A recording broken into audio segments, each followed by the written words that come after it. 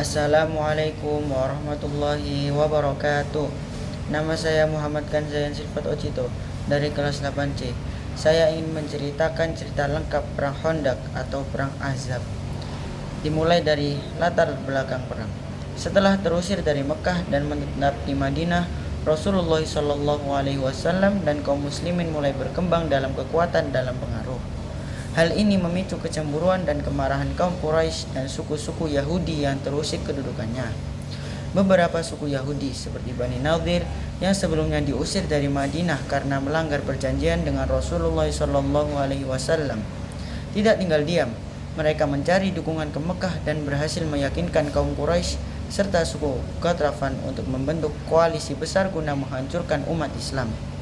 Gabungan ini disebut Ahzab, artinya sekutu-sekutu. Jumlah pasukan koalisi Ahzab sama dengan 10.000 orang. Pasukan kaum muslimin sama dengan 3.000 orang. Perbedaan jumlah yang sangat besar mengkhawatirkan umat muslim. Strategi bertahan, gagasan Farid. Ketika mendengar kabar tentang datangnya pasukan Ahzab, Rasulullah SAW segera mengumpulkan para sahabat untuk bermusyawarah. Dalam pertemuan itu, sahabat Salman Al-Farisi yang berasal dari Persia mengusulkan untuk menggali parit di sisi utara Madinah. Karena sisi lain dilindungi oleh gunung dan kebun-kebun lebat, strategi ini belum pernah digunakan dalam perang Arab sebelumnya. Rasulullah SAW bersabda menerima saran ini, dan para sahabat segera bekerja keras menggali parit sepanjang 5 km dengan kedalaman dan lebar yang cukup untuk menghalangi pasukan kuda dan unta. Semangat kaum muslimin, walaupun dalam kondisi miskin, kelaparan, dan musim dingin, kaum muslimin tetap semangat bekerja.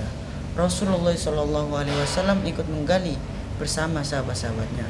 Ada banyak peristiwa menakjubkan saat penggalian parit, seperti munculnya batu besar yang tidak bisa dipecahkan, lalu Rasulullah SAW menghantamnya dengan kapak hingga pecah, seraya mengabarkan kemenangan Islam di masa depan.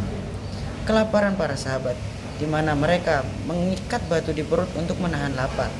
Rasulullah SAW pun juga mengikat 2 batunya di perutnya. Mukjizat makanan. Ketika seorang sahabat mengundang Rasulullah SAW untuk makan di rumahnya dengan makanan seadanya. Namun, makanan itu cukup untuk memberi makan ratusan orang karena berkah dari Nabi. Kedatangan pasukan Ahzab. Pasukan Ahzab tiba di Madinah dan terkejut mendapati parit yang dalam dan panjang.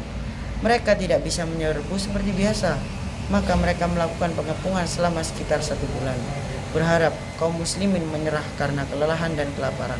Selama pengepungan, kaum muslimin mengalami tekanan mental dan fisik. Orang-orang munafik mulai menunjukkan keraguannya dan berusaha melemahkan semangat kaum muslimin. Kaum Yahudi Bani Quraisyah yang sebelumnya berdamai dengan Nabi berkhianat dan membuka peluangan serangan dari sisi belakang kota.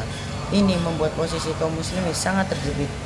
Tapi karena ada doa dan pertolongan dari Allah dalam situasi sangat genting itu, Rasulullah SAW terus berdoa dan membimbing para sahabat untuk tetap sabar dan bertawakal. Kemudian Allah menurunkan angin kencang, badai pasir, dan cuaca ekstrim yang menghantam tenda-tenda pasukan Ahzab. Mereka panik, kedinginan, kehilangan logistik, dan akhirnya mundur tanpa bertempur secara frontal. Pasukan Ahzab bubar dalam keadaan terhina. Allah menurunkan ayat, "Wahai orang-orang yang beriman, ingatlah nikmat Allah atasmu ketika datang kepadamu bala tentara. Lalu kami kirimkan kepada mereka angin dan pasukan yang tidak terlihat olehmu." Surat Al-Ahzab ayat 9. Dari sini terdapat hikmah dari perang Khandaq. Yang pertama, kekuatan musyawarah dan ilmu. Yang kedua, semangat kerjasama dan kepemimpinan. Yang ketiga, keteguhan iman dalam ujian berat. Yang keempat, pertolongan Allah itu nyata. Yang kelima, bahaya pengkhianatan dari dalam. Sekian dari saya. Jika ada salah, mohon dimaafkan. Wassalamualaikum warahmatullahi wabarakatuh.